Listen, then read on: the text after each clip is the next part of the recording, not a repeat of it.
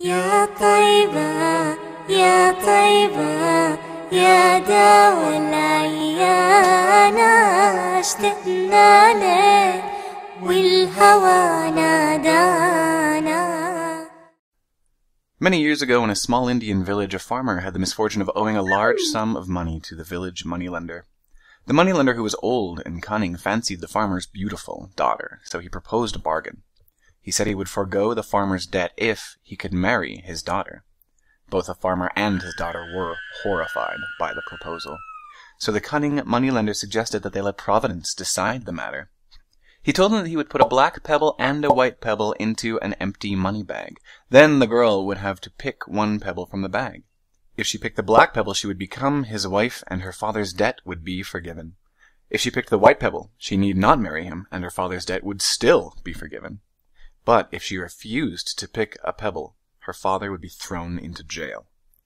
They were standing on a pebble-strewn path in the farmer's field. As they talked, the moneylender bent over to pick up 2 pebbles.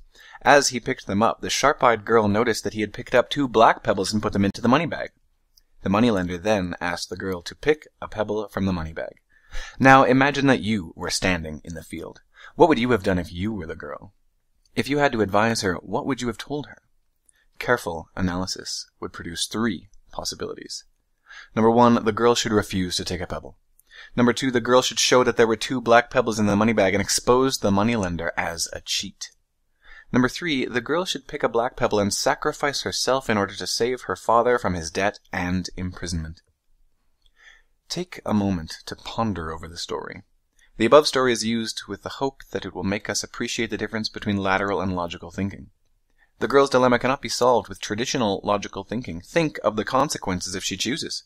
What would you recommend the girl do? Well, here's what she did.